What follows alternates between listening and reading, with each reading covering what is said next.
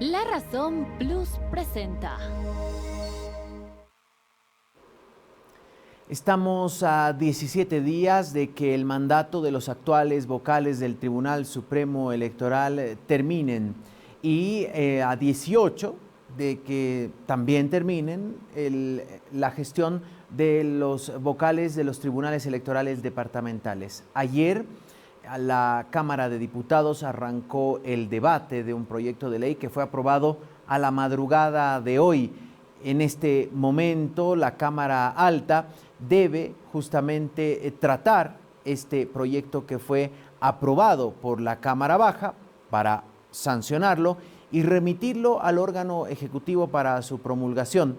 Y así, según el proyecto aprobado por la Cámara Baja, en 15 días poder completar un proceso de selección y designación de los nuevos vocales del Tribunal Supremo Electoral y los tribunales electorales departamentales, que tendrán una tarea titánica porque inmediatamente posesionados deberán cumplir con el calendario electoral rumbo a las elecciones subnacionales del 22 de marzo.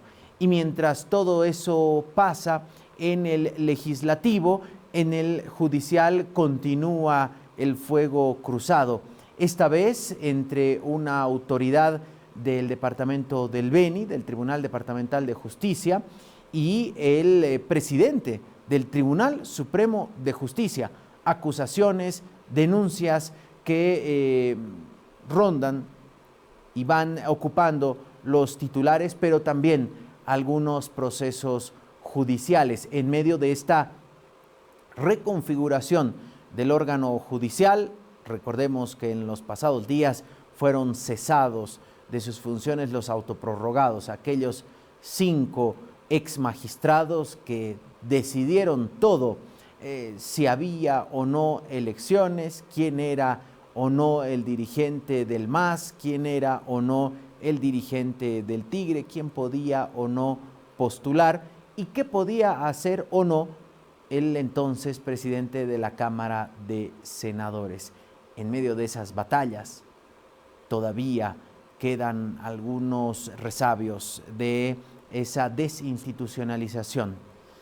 A propósito de instituciones, desde la policía han asegurado van a arrancar un nuevo proceso de modernización para evitar la corrupción. Hoy el comandante general de la institución habló de menos policías administrativos y más policías en las calles para reforzar el cuidado y la seguridad ciudadana. Además de lo anunciado ya el pasado fin de semana, la suspensión del funcionamiento de las comisarías de tránsito, aquellas que dicen son irregulares.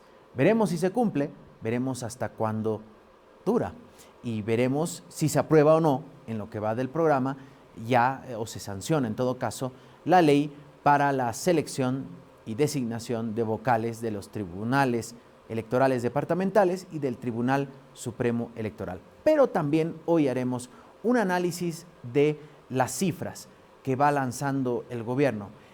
Jaime Dun esta mañana nos decía una danza de cifras, desde los 60.000 millones de dólares que se farrearon, pasando por los 15.000 millones que finalmente se robó el anterior gobierno, decía el presidente Paz, a los 7.000 millones de bolivianos que debe el Estado, y ayer con la última declaración que encendió todas las alarmas. No hay la plata de los aportes en la gestora. En esta danza de cifras, ¿cuáles realmente son ciertas y cuáles merecen una investigación? De aquello también estaremos hablando hoy.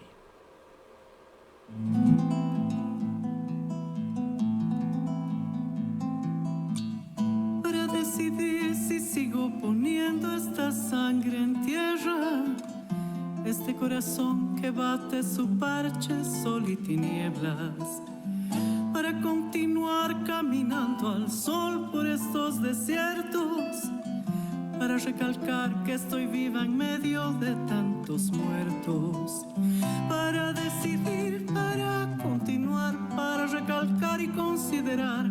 Solo me hace falta que estés aquí con tus ojos claros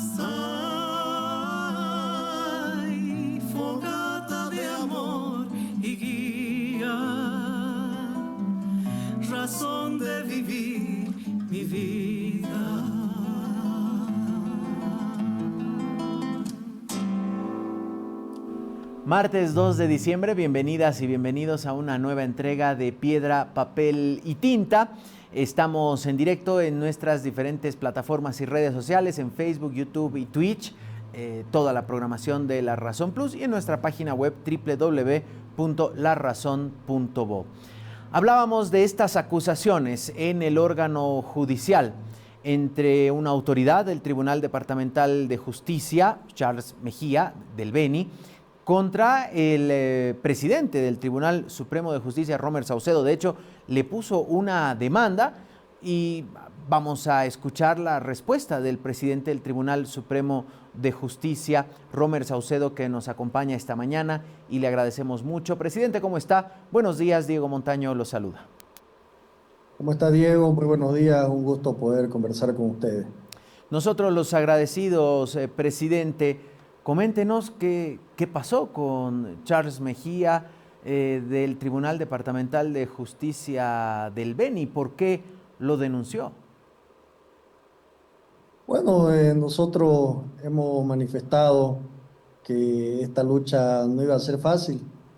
Nos íbamos a encontrar con estructuras que durante muchos años estuvieron enraizadas en el órgano judicial, que se prestaron a afectar los derechos de la colectividad del pueblo boliviano, que le negaron la posibilidad a 5 departamentos de elegir a sus autoridades en las últimas elecciones judiciales y que además pretendían postergar las elecciones nacionales, argumentando de que las condiciones sociales no estaban dadas para un cambio de gobierno. Entonces, cuando uno asume un objetivo en recuperar la credibilidad del órgano judicial, en corregir esos errores del pasado, es natural que vamos a afectar intereses de quienes no quieren que las cosas mejoren. Por eso es que hemos recibido algunos ataques, sin embargo lo hemos tomado también como de quien vienen. Y hay situaciones en las que no amerita ni siquiera entrar en ese ámbito personal. Nuestra lucha es netamente institucional y vamos a seguir en esa línea. Por eso es que nuestra respuesta ha sido contundente, ¿no? Al responderle de que cuando la lengua es muy larga, el cerebro se acorta. Presidente, entonces, creo que con eso, para el buen entendedor, sobran las palabras. Sin embargo, hay una acusación que es muy fuerte, una frase que dijo que usted es un ex reo de Palmasola. ¿A qué se refirió el doctor Mejía? Bueno, habría que preguntarle, ¿no? ¿A qué se refiere? Dentro de lo que uno puede escuchar en este tipo de ataques, es normal que salgan con una y otra historia. Lo que sí yo le puedo garantizar que soy una persona transparente, una persona que ha estado siempre sometida al imperio de la ley. Y por eso le digo, caer en responder los ataques, que seguramente van a venir otros más, ¿no? O sea, es natural que la gente cuando no tiene argumento recurra a este tipo de ataques, pero le reitero, estimado Diego, nuestra lucha es institucional y si hubiera alguna acusación, algún tema que requiera una respuesta legal, también vamos a asumir como cualquier ciudadano nuestro derecho a la defensa. Presidente, para cerrar este tema, ¿usted alguna vez estuvo detenido en Palmasola? Mire, Diego, nosotros hemos pasado por muchas injusticias en la vida y dentro de esas injusticias, como cualquier ciudadano, uno también asume ciertas defensas. Y dentro de ese recorrer en la vida, a veces uno se topa también con esos malos administradores de justicia, pero que al final de cuentas la verdad siempre prevalece, la verdad siempre sale a la luz, es lo único que se sostiene en el tiempo. Y nosotros siempre vamos a seguir con toda la verdad, sin esconder nada ante la sociedad, que al final de cuentas nos debemos al pueblo boliviano. Presidente, usted acusó al presidente del Tribunal Departamental de Justicia de ser uno de los artífices de aquel muchas veces catalogado horror que se cometió al cercenar las elecciones judiciales y que derivó, después de la autoprórroga, derivó en prácticamente un descalabro dentro del Tribunal Constitucional Plurinacional. ¿Es pasible el doctor Mejía a una destitución de su cargo si es que se llegan a avanzar investigaciones en su contra? Mira, hay algo que debe quedar claro.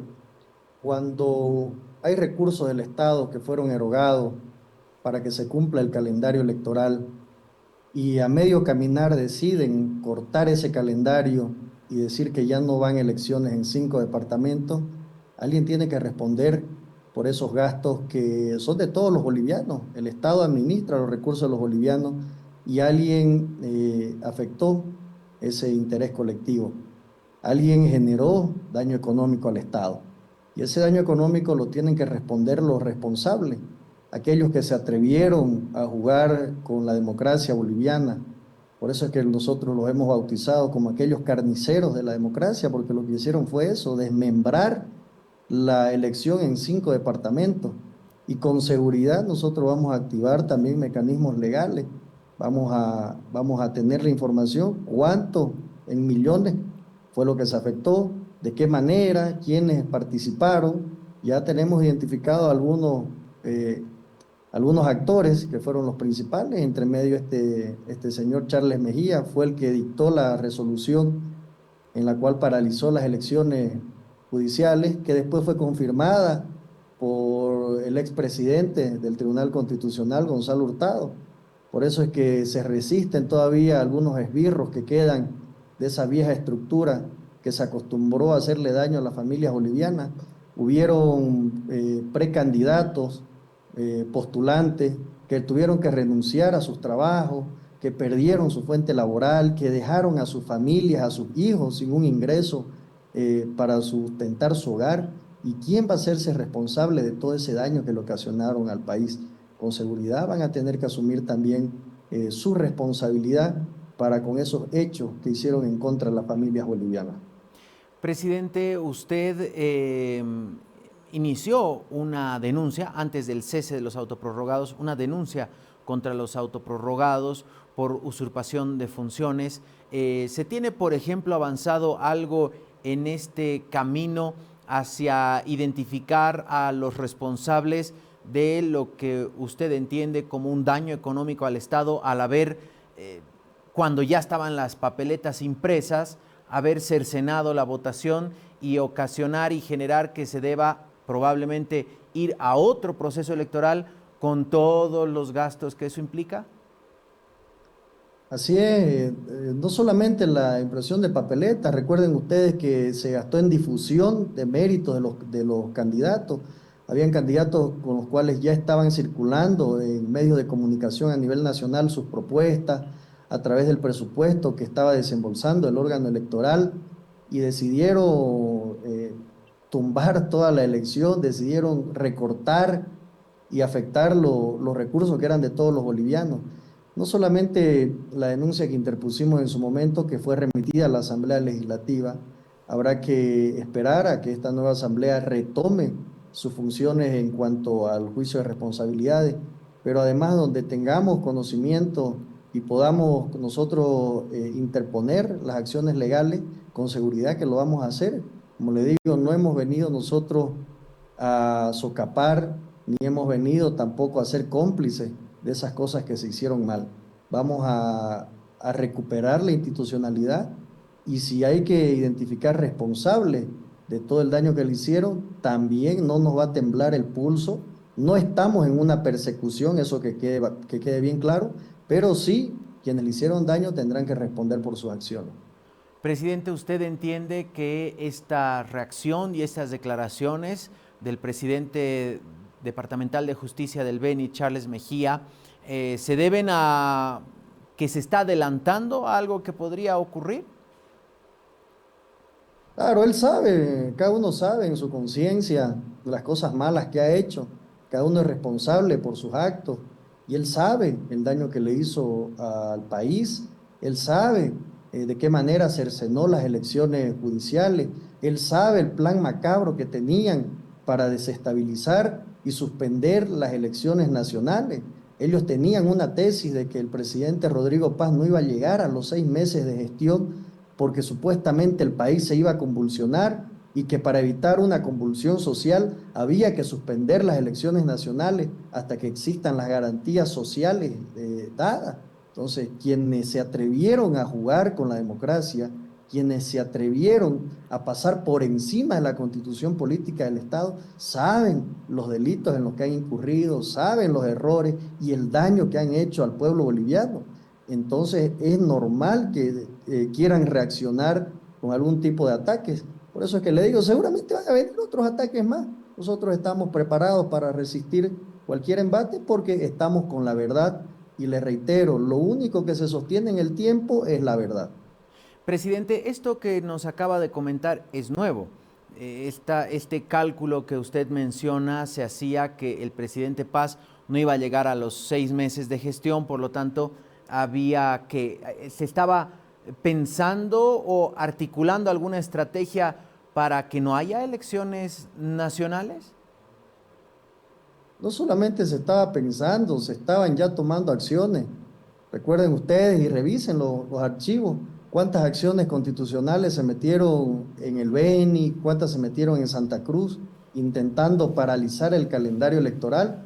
Y nosotros fuimos categóricos al salir toda nuestra sala plena en conferencia y dijimos que ningún juez y ningún vocal se atreva a afectar el desarrollo del calendario electoral, porque aparte de procesarlos, los íbamos a exponer a la sociedad para que el pueblo boliviano conozca quiénes podrían ser aquellos que intenten afectar el desarrollo del calendario electoral.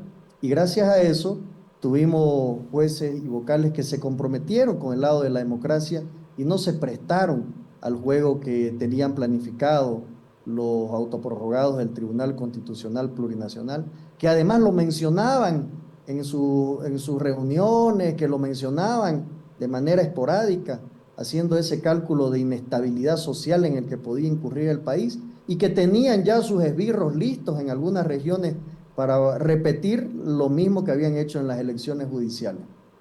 Presidente, ¿cómo se designa a los vocales de los tribunales departamentales de justicia? ¿Cómo llega Charles Mejía a ser presidente, por ejemplo, del Tribunal Departamental de Justicia del Beni? ¿Qué institución es la que define esta organización?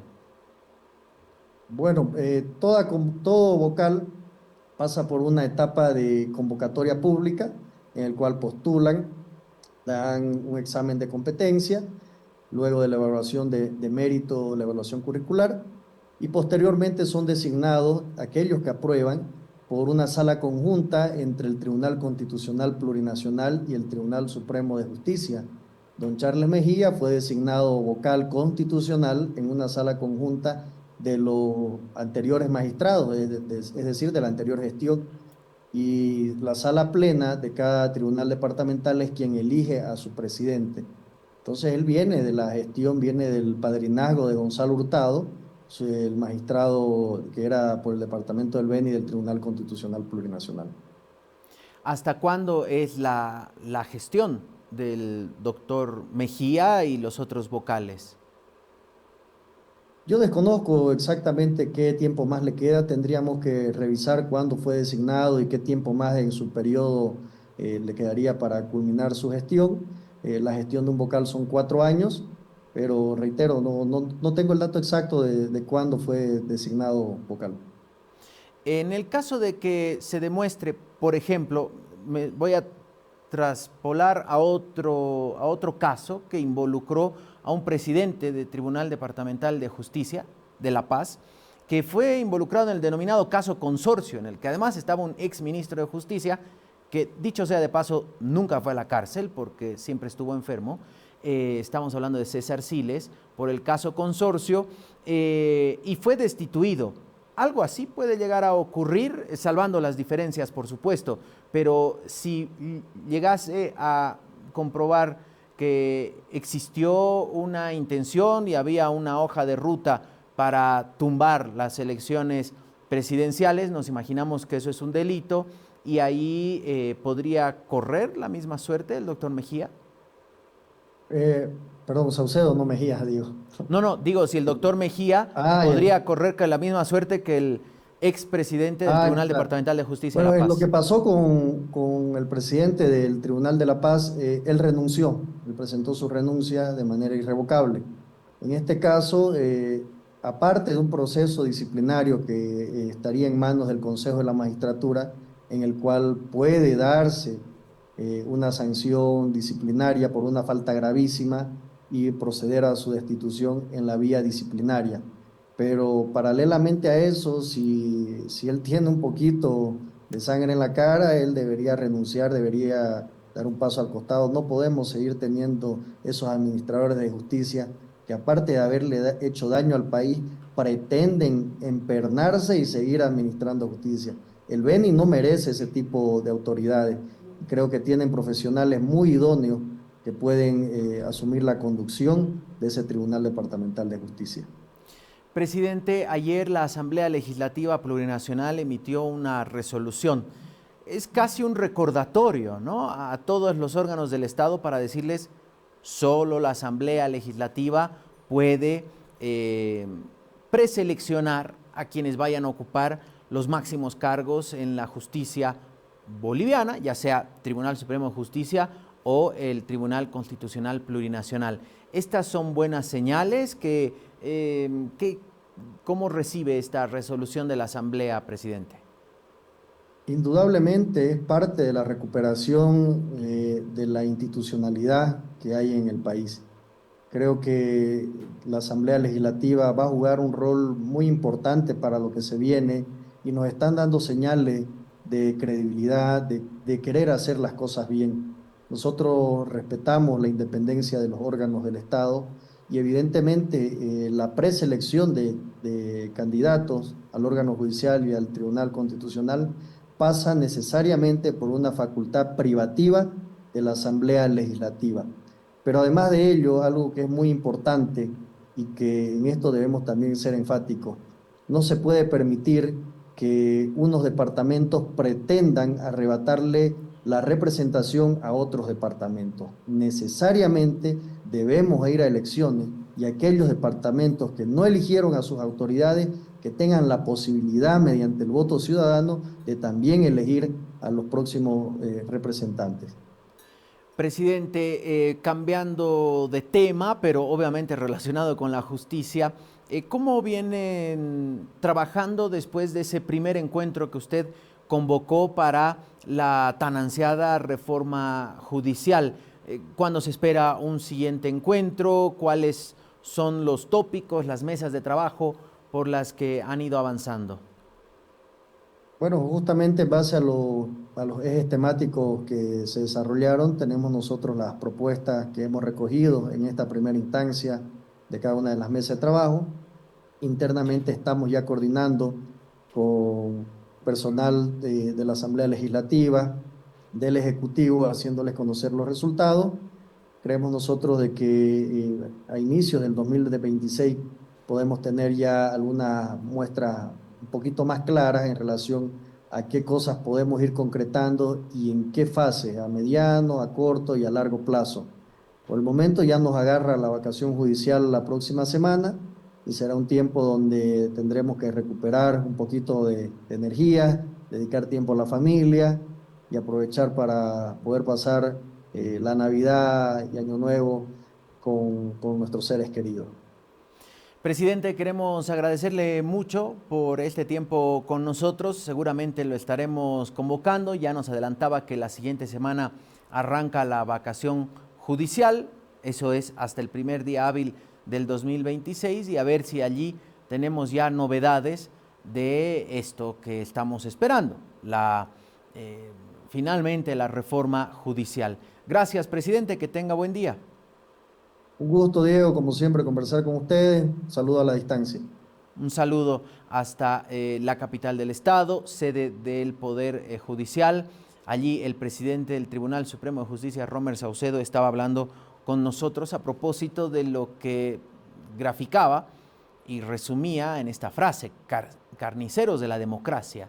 Decía aquellos quienes por sus decisiones cercenaron la elección judicial del año pasado, permitiendo o que convivan los autoprorrogados con las nuevas autoridades judiciales hasta que finalmente la anterior semana fueron cesados los autoprorrogados de sus cargos. Veremos qué novedades habrá en torno a la justicia. ¿Qué novedades hay en Montero, que está de aniversario? Allí está el presidente del Estado, Rodrigo Paz. Vamos a ver un poquito de lo que ocurre por allá. Escuchamos al presidente. En Orinoca, aquí lo ve, que tiene sus pantuflas ahí, unas pantuflas que son un hotel de 5 estrellas en Brasil, y para eso hacen un museo con $8 millones. En mi época, con $1 millón, tú hacías un hospital de primer nivel equipado. Podríamos haber hecho 8 hospitales.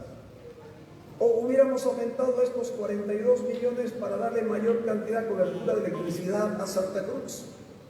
Esas son las decisiones que hay que hacer.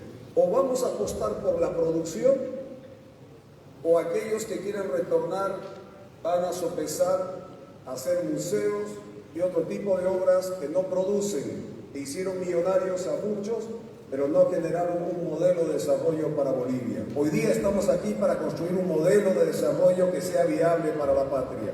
Y ustedes son un ejemplo, queridos hermanos cruceños, son un ejemplo a través de la industria, son un ejemplo a través de sus acciones. Termino. Los 5 puntos rápidos. 1 era Bolivia en el mundo y el mundo en Bolivia. 2, terminar con el Estado tranca. 3, capitalismo para todos. Los americanos me siguen preguntando cómo en un país del socialismo del siglo XXI ganó un eslogan capitalismo para todos.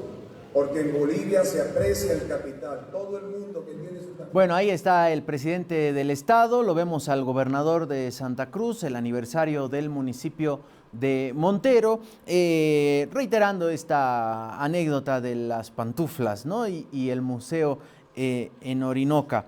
Vamos a hablar de economía, porque el presidente, además de estas anécdotas que las hemos escuchado en reiteradas oportunidades, ha lanzado muchas cifras a lo largo y desde, en realidad, el inicio de su gestión.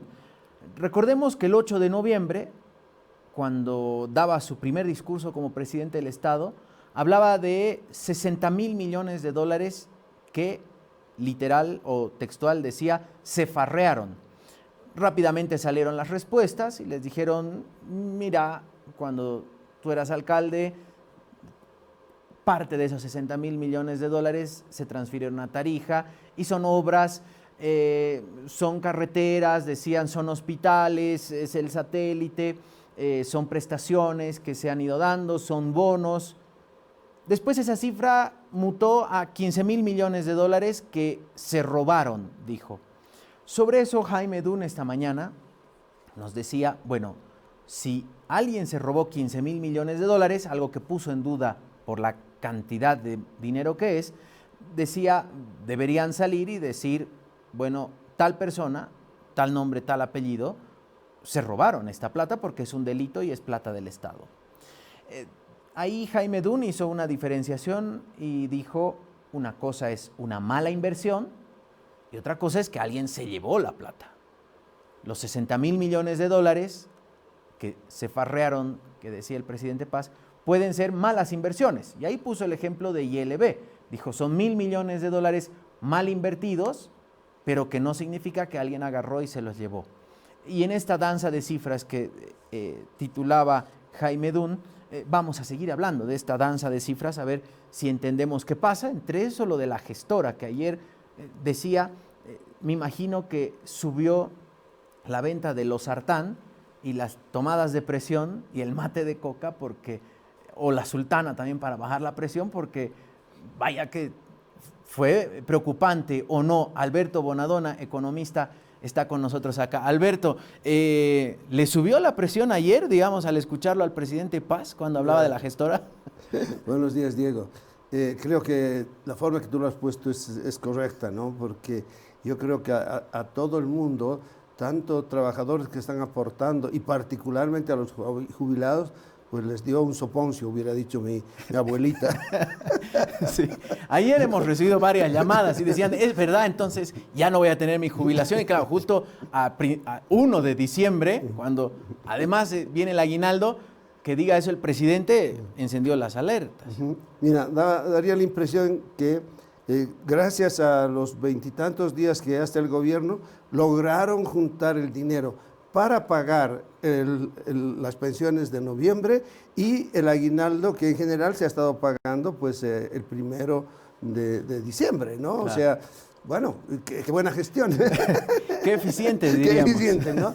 Pero en realidad lo que hay que ver es que el sistema de pensiones no es un sistema sencillo de entender. Y creo que en eso tú o cualquiera que ve esto se tiene que dar cuenta. Estás hablando, por un lado, de un sistema social, que es el que paga las pensiones, ¿no es cierto? Pero para pagar las pensiones necesitas de un apoyo que es financiero. Y la parte financiera ya por sí sola es complicada. Ahora mezclas las dos y tienes pues un rompecabezas perfecto, ¿no es cierto? Entonces hay que entender muy bien qué es lo que ocurre. Los recursos que se reciben mensualmente de los aportantes, o sea, los trabajadores, principalmente los activos, pues, ¿no? que están en una planilla, pues estos formales aportan mensualmente sus cotizaciones y ese dinero se invierte en títulos valores, vale decir, se invierte en bonos que son títulos de deuda o de renta fija. Esto quiere decir que te garantizan una renta, bueno, te van a pagar un interés, eso es lo que quiere decir. Entonces, te van a devolver el capital y un interés. Ahora, ¿quiénes son aquellos que colocan esos bonos? Son algunas entidades productivas, muy pocas, principalmente la banca, y cuando digo principalmente la banca, porque la banca debe estar más o menos, pues, junto con los otros sectores. 51% según Jaime Dunn en la banca privada están invertidos los... No, es un poco más. Estamos hablando, bueno, si es así, querría decir que un 15% está en el sector productivo, ¿no? Yo te iba a mezclar los dos y son como 66%. Y el Estado 34%. Ahora, de nuevo, estas son inversiones en títulos, no son plata que el gerente de inversiones sacó de su bolsillo, tome, señor Arce, y gaste en lo que quiera. No funciona así, ¿no? Y este es el sistema, pues, de valores de la República Boliviana. Antonio Saravia, también economista, está con nosotros. Antonio, buenos días. ¿Qué cree que pasó acá? ¿Mala información al presidente? No es la primera vez que se lanzan cifras que después resulta que eran otras cifras. Recuerdo la anterior semana cuando se lanzaron las primeras medidas y hablaban de un recorte del 30% del gasto fiscal, pero resulta que era del déficit. Entonces ahí hay una gran diferencia. Antonio, buenos días. ¿Qué tal? ¿Cómo estás? Un saludo a todos. Pues sí, mira, uno empieza con mucha esperanza, con mucha ilusión, un nuevo gobierno. Hemos sacado al MAS. Hemos desterrado 20 años de una de las peores pesadillas que hemos vivido en el país, la pesadilla masista. Y claro, uno tiene esperanza e ilusión, pero te digo que me está dejando con un sabor a muy poco estas 2 primeras semanas del nuevo gobierno. No solamente un sabor a poco, sino que ahora realmente estoy preocupado porque estas declaraciones no son responsables.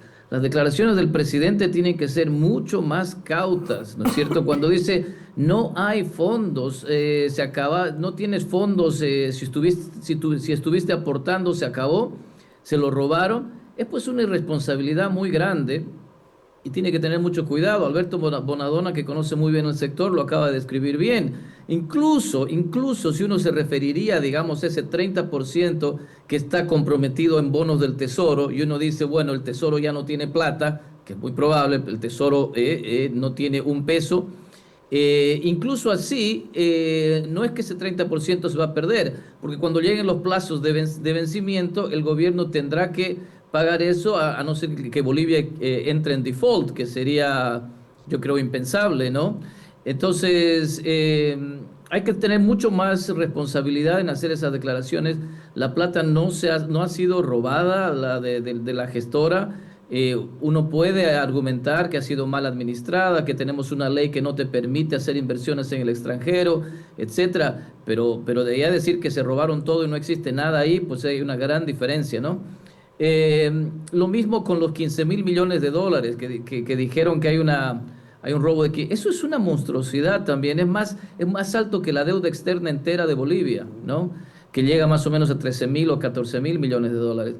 Entonces, cuando uno hace ese tipo de declaraciones, tiene que tener un respaldo, es decir, aquí está, ¿no? Este es el responsable 1, el responsable 2, esta fue la institución donde se perdió la plata, y no lanzar esas cifras así. Yo creo que el gobierno está abriendo el paraguas porque sabe que es muy difícil lo que tiene que hacer, y como no se decide a apretar el acelerador y hacer las reformas profundas que necesitamos, pues entonces nos quiere mostrar una situación de esto es un desastre, aquí se acabó, se robaron todo, no me echen la culpa, pero la gente ya se va a empezar a desesperar. A mí me preocupa que el gobierno ha echado a perder la luna de miel que tenía, esta esperanza que uno deposita en una nueva administración, y no se ha apurado lo suficiente, no veo un plan concreto, entonces ya me empieza a preocupar, ¿no?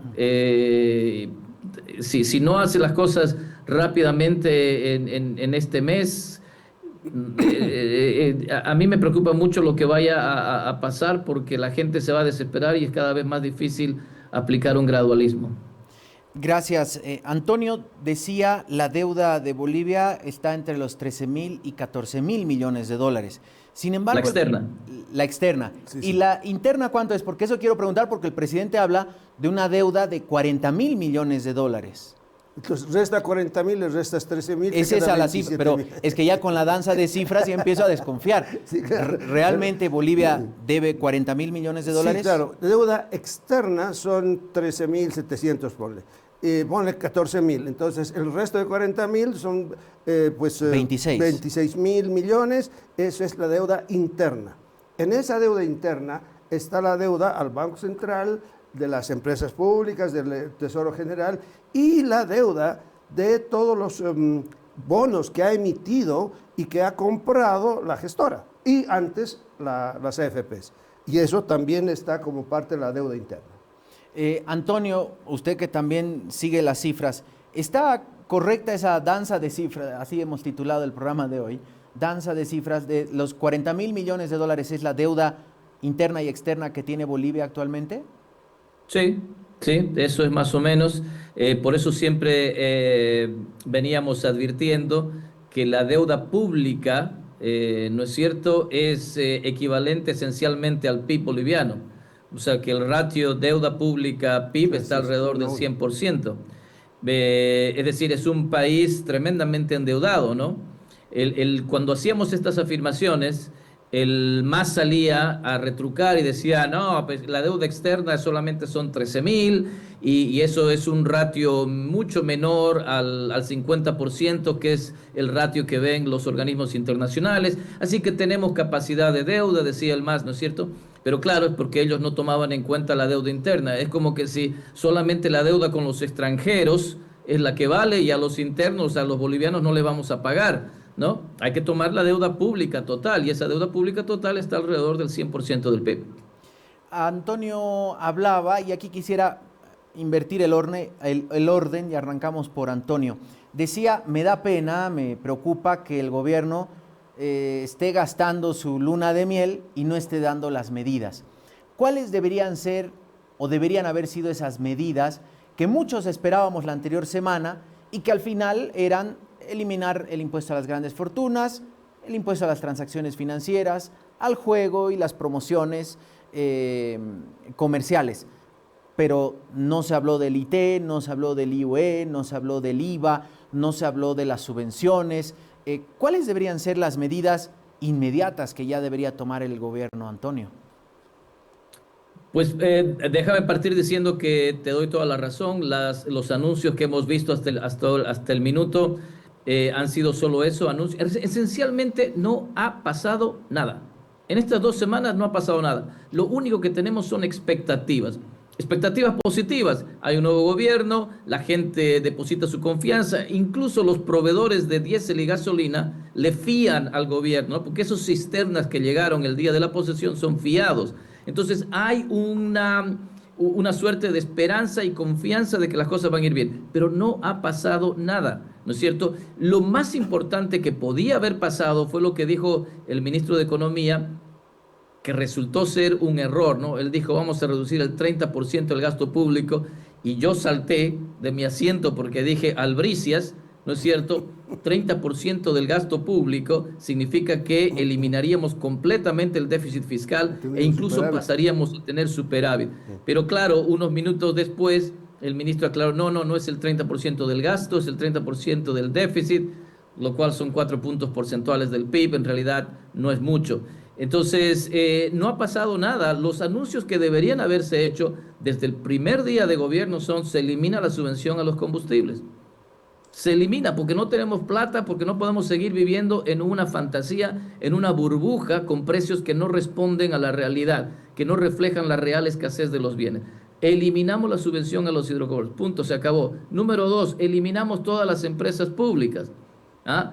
Ellos pueden decir, bueno, voy a mantener YPFB porque es estratégica, está bien, pero tienes que eliminar Quipus, tienes que eliminar la de papas fritas, tienes que eliminar, yo diría, el 90% de las empresas públicas que no sirven para nada, que solamente son un grifo por donde se nos va los dólares todos los días. Habría hecho yo un anuncio en sentido de reducir el personal burocrático en el gobierno. Probablemente no se pueda avanzar mucho, pero hubiera sido una buena señal. No me hubiera quedado pues con 15 ministerios, los hubiera reducido a 10, ¿no? Para empezar, ese bochorno con el Ministerio de Justicia no habría dejado que esas cosas pasen. En fin, entonces los anuncios serios eran eliminar la subvención, eliminar empresas públicas, reducir un poco la burocracia estatal y darnos un plan de ruta de qué es lo que iba a pasar con el tipo de cambio. Creo que esos eran importantes. Aquí los economistas difieren. Probablemente Alberto y yo, Gonzalo, todos diferimos, ¿no? Yo soy más de un tipo de cambio fijo. Pero lo que hubiera decidido el gobierno que se haga, tendría que haber hecho un anuncio: este va a ser mi plan de ruta sobre el tipo de cambio, voy a generar certeza sobre eso.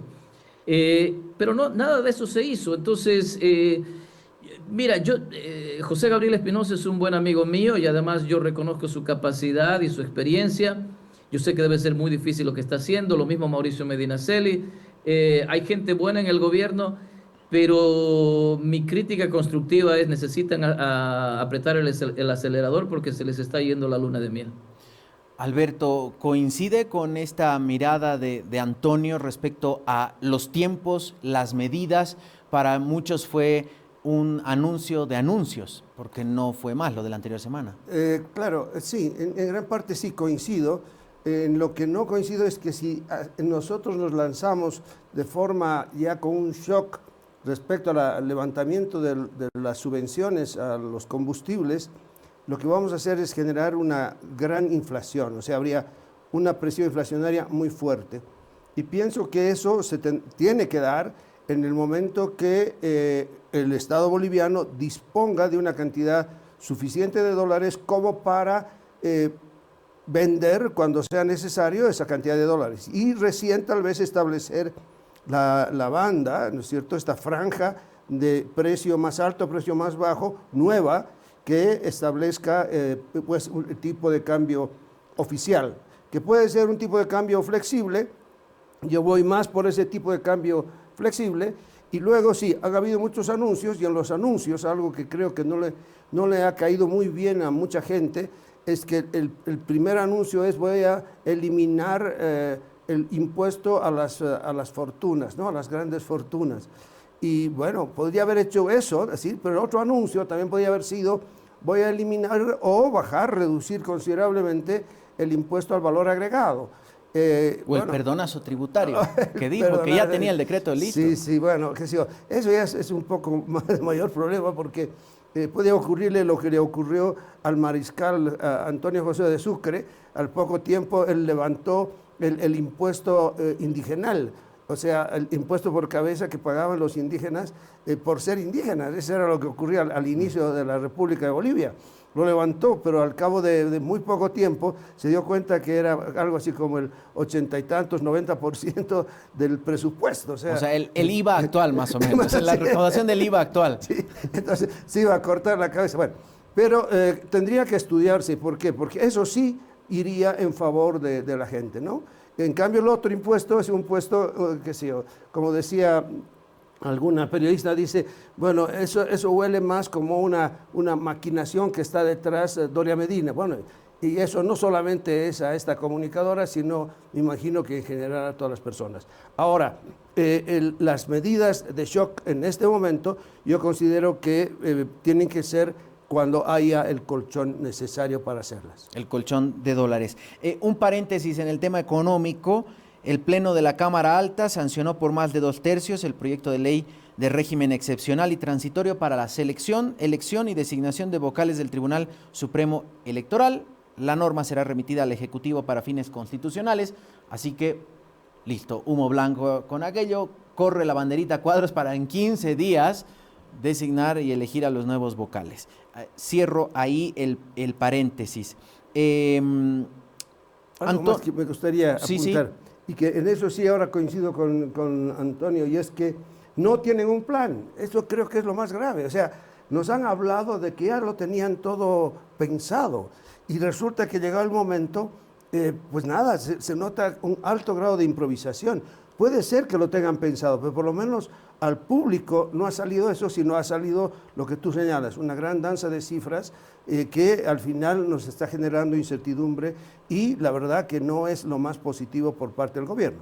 Esta señal que menciona Alberto, una señal de que no existe un plan, o por lo menos no hay una claridad de por dónde va a ir el gobierno, lanza algunos eslogans, como ayer, por ejemplo, decía el presidente, subvenciones, corrupción. Entonces uno entiende que el siguiente paso va a ser eliminar las subvenciones. Estaba refiriéndose a la harina, por eso subió el pan. Pero Antonio, este tipo de situaciones o señales que está dando el gobierno al mercado internacional, al sistema financiero, ¿le asusta, le preocupa? Esa confianza que decía Antonio le permitió fiarse combustibles, ¿se está quemando muy rápido? Se está quemando, no sé a qué velocidad, pero se está quemando. La gente que te presta plata, créditos altos, los organismos internacionales quieren ver que tienes un plan, y como decía Alberto, coincidimos, no creo que el gobierno tenga un plan, pero los organismos internacionales van a requerir ver un plan, una hoja de ruta. Y lo que van a querer ver es que vas a empezar a dejar de gastar, porque el problema boliviano, el problema de la crisis nuestra es el excesivo gasto fiscal. Por eso es que hemos llegado a donde estamos. Por eso el gobierno se comió todas las reservas internacionales, para cubrir todos esos déficits por 12 años consecutivos. Por eso es que nuestra deuda representa el 100% del PIB. El problema es el gasto fiscal. Y dentro del gasto fiscal, el elefante dentro del cuarto es la subvención a los hidrocarburos. Representa 2.000 millones de dólares al año, esa es la mitad del déficit fiscal. Gobierno que quiera resolver la crisis sin eliminar o por lo menos reducir significativamente la subvención, no lo va a poder hacer. Entonces los organismos internacionales que están dispuestos a ayudar a Bolivia, van a querer ver ese plan y decirme, bueno, a ver, ¿cuándo va a ser que vas a eliminar la subvención? Porque la subvención te está erosionando toda la estabilidad macro, ¿no es cierto? Entonces quiero ver que resuelves ese problema. Para eso tienes que abrir el mercado a la libre importación de combustibles, que todo el mundo importe combustibles como quiera. Entonces, cuando el gobierno dice, ¿sabes qué? Yo voy a hacer eso, pero en marzo más o menos, y el primer trimestre vamos a ver el plan. Entonces, para mí el problema es que este gradualismo, ir de a poquito con anuncios, te va a resultar muy caro, porque mientras sigas haciendo anuncios y no resuelvas, pues vas a tener que seguir gastando y tu déficit se va a seguir acumulando, número uno. Número dos, para cuando quieras hacerlo ya la población va a estar cansada, no te va a depositar esa confianza. Si lo hubieras hecho el primer día y llega de sopetón una política de shock, la gente dice, bueno, había que hacer algo porque este país se moría. Pero si deja que la agonía siga un poco, ya no va a haber ese sentido de urgencia. Aquí tienes que manejar bien los tiempos políticos y me preocupa que eso no se esté haciendo bien. Respecto al tipo de cambio, ayer fue noticia que el Banco Central de Bolivia empezó a publicar y dijo que lo hará de manera diaria una cotización referencial del dólar. Ayer arrancó en 7.58 para la compra y hoy llegó a 9.02, gracias, 9.02. Y para la venta estaba 9.32 ayer, 9.29 hoy. ¿Esto qué quiere decir? Realmente es que ya estamos aceptando que esa es la cotización del dólar, el dólar cripto está por ahí también. Quisiera complementar algo más respecto a lo que dijo Antonio. Y es que, bueno, sí, el problema del déficit es muy grande, pero también está el otro aspecto que es la producción. O sea, si en el programa que se va a tener que negociar principalmente con el Fondo Monetario Internacional, no se tiene una claridad de por dónde va a ir el aumento de la producción, por qué sectores, cómo se va a modificar, por ejemplo, la ley de inversiones, pues lo que tú vas a tener es decir, bueno, ¿y cómo me van a pagar? Si no tienes tú, no solamente... No vas a generar más plata. No vas a generar más plata. Entonces, eso es también fundamental en esta visión. Bueno, yendo a este asunto del tipo de cambio, yo pienso que aquí, bueno, de nuevo, la palabra que dijo al inicio Antonio es correcta, es decir, nos están dando anuncios de anuncios, ¿no es cierto? Y aquí hay otro anuncio que en realidad, bueno, su nombre también, ¿no? Es una tasa, es un tipo de cambio referencial. Bueno, es un anuncio que nos da un punto de referencia y que, bueno, está bien, pero está hablando de mayoristas. En general, los mayoristas cuando han tratado en términos de la compra o venta de divisas, siempre han sido grandes cantidades y a descuento. O sea, no es lo mismo comprar en un mercado minorista de compras en la calle o en un banco que comprar en cantidades lo suficientemente elevadas como para importar. O la venta de los exportadores. De nuevo, ahí van a tener un precio que por lo general es un poco más bajo que lo que se puede manejar. Bueno, entonces, de todas maneras, lo que ha ocurrido con esto es que ahora tenemos ese tipo de cambio referencial, tenemos el tipo de cambio de las USDTs, tenemos el tipo de cambio que está en las calles. El blue, digamos. El blue, sí, y tenemos el tipo de cambio oficial, ¿no es cierto? Ah, no, ya estamos, pero cada vez más parecidos a Argentina, con 8 tipos de cambio. Sí, alguna vez que sí, tú lo mencionabas a Jaime Duque contó como 17 en algún momento en la época el más.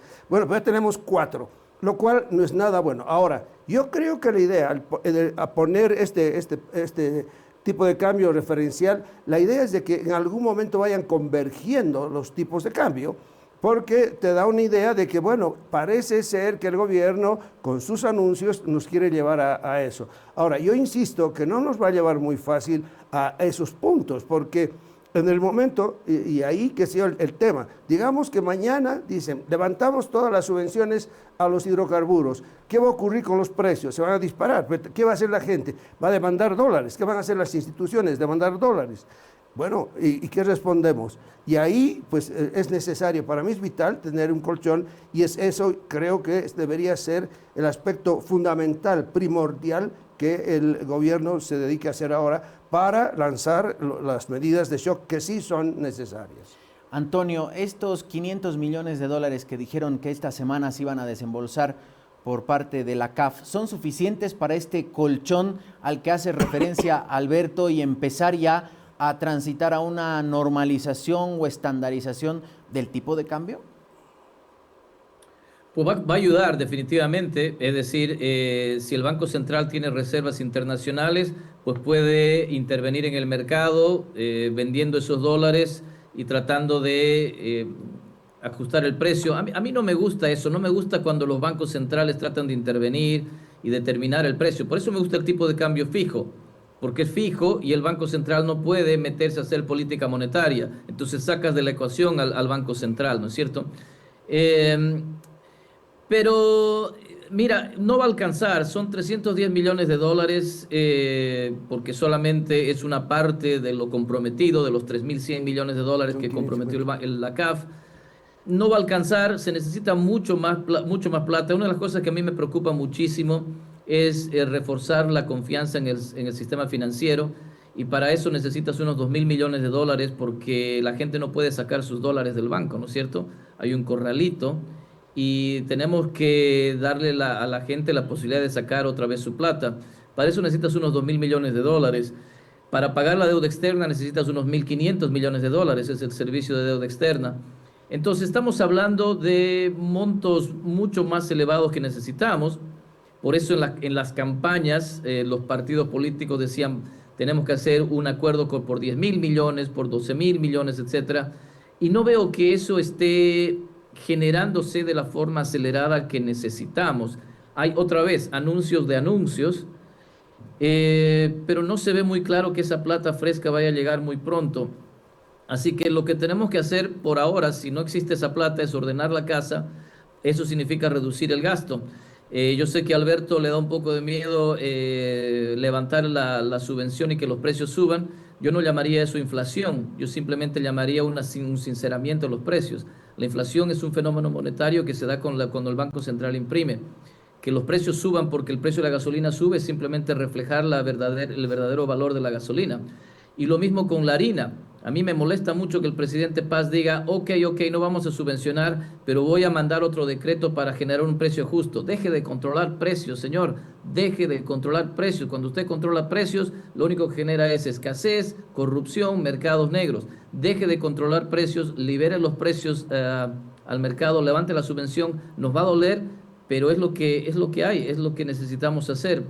Si no llegan esos dólares frescos, Alberto, ¿cuándo piensas que podríamos levantar la subvención? Es decir, se nos va a hacer un mundo esto, ¿no es cierto?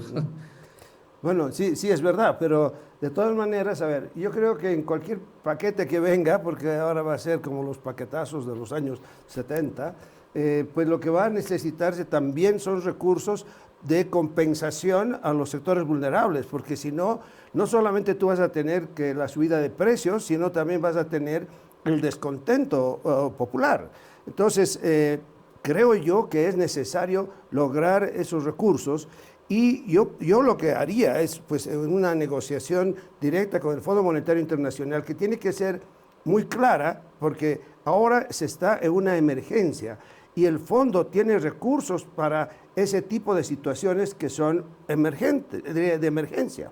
Entonces, creo yo que hay que plantear las cosas así y con un programa lo suficientemente claro que incorpore también estos recursos para dar ese alivio social, esas redes social que es inevitable, pues creo yo que eso se podría lograr, pues digamos, en el curso del mes de diciembre, o si quieres, podrías esperar ahora, máximo. Diciembre. Claro. Pero el gobierno habla de marzo. No, pero es que en eso estoy de acuerdo con Antonio. No se puede esperar mucho. Ahora yo digo diciembre, pero supondría una Navidad un poco complicada.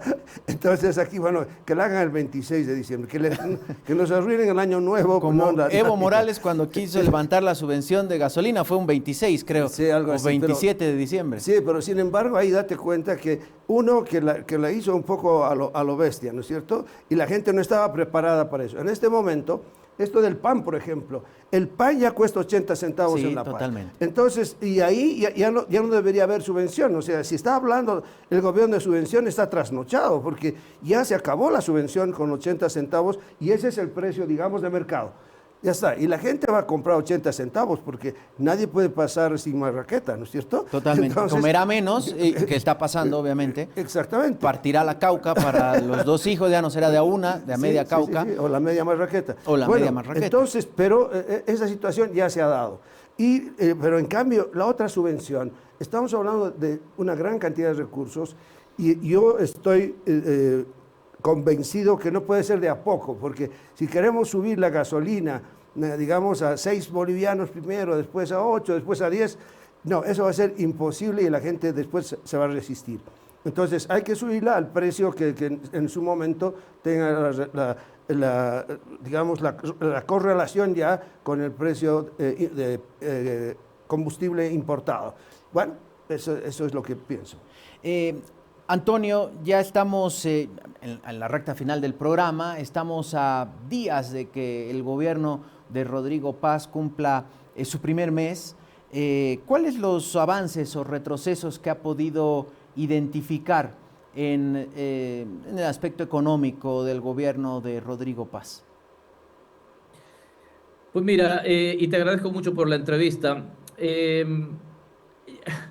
Yo creo que hay avances en el sentido de que vemos un presidente y un gobierno que tiene buenas intenciones. A mí me parece que eso es cierto y que le ha generado esperanza y confianza en la gente. Pero y uno le da sus días de gracia, ¿no es cierto? O sea, bueno, una semana, 2 semanas. El problema, y estamos coincidiendo acá con Alberto, es que no se nota que haya un plan.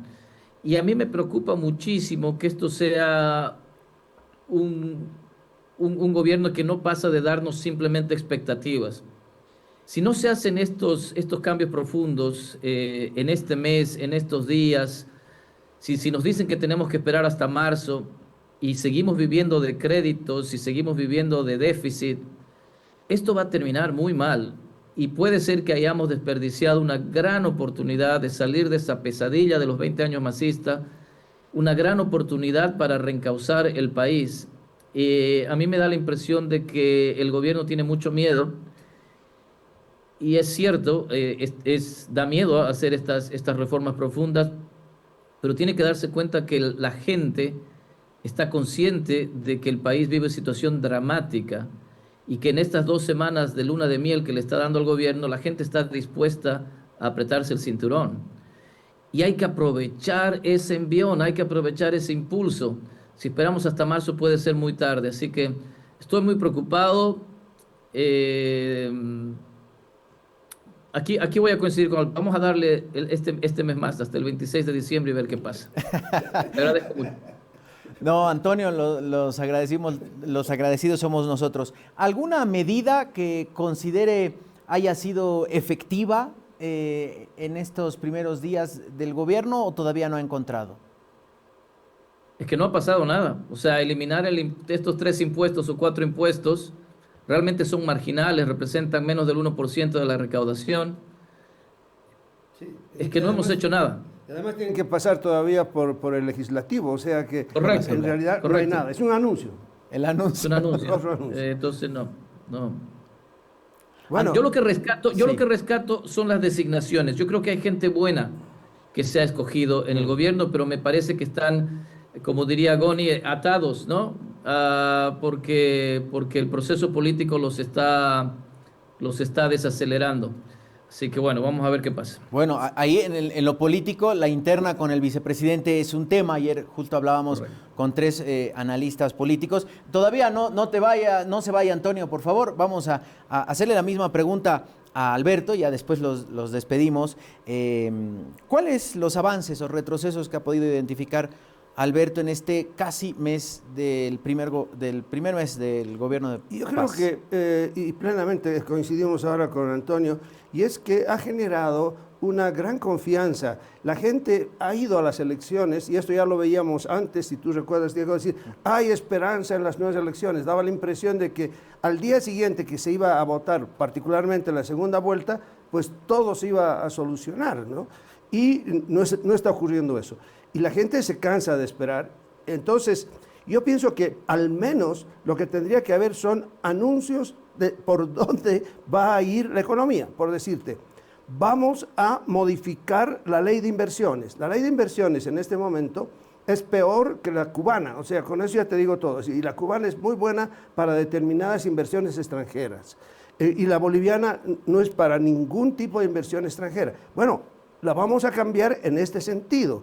Y esto ya está en un proyecto que estamos presentando a la Asamblea. Bueno, y hay otras, la de minería, la de hidrocarburos, la del litio, de todo esto que significan los evaporíticos, que muestre, vamos a ir por estos lados. Esperamos nosotros, claro, lo que hablaron de la reducción del déficit, pues podría darse.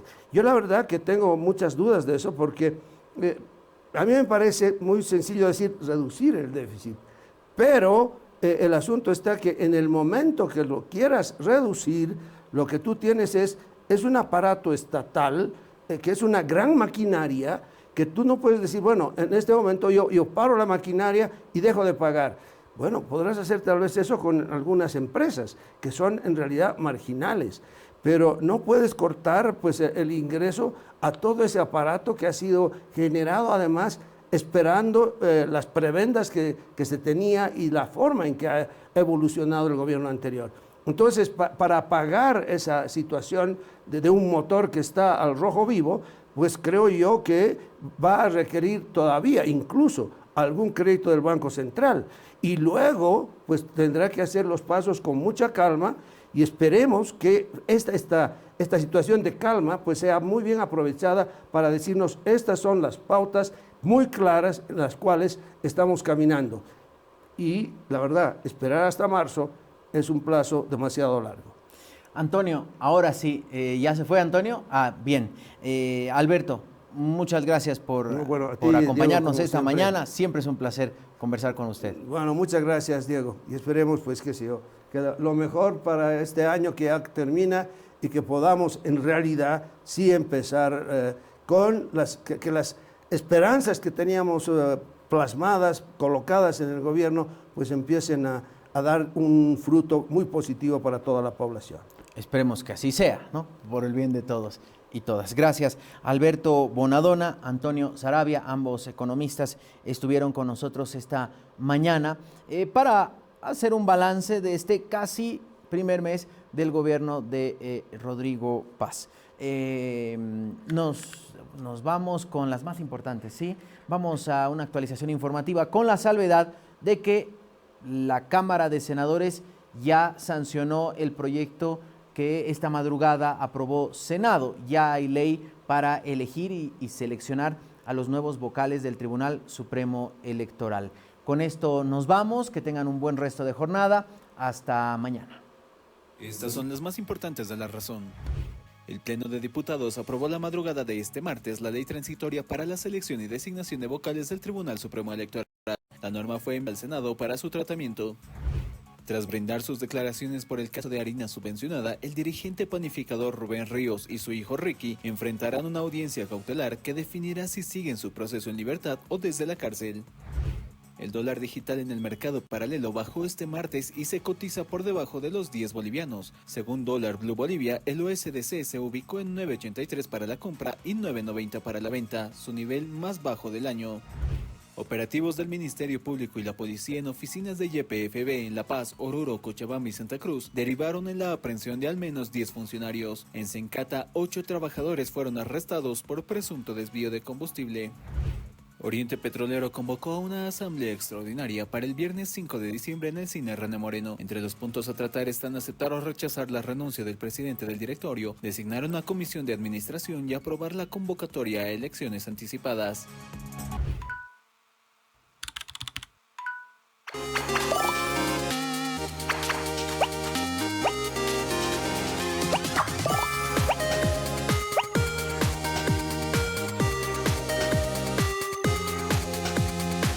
Es entidad supervisada por ASFI.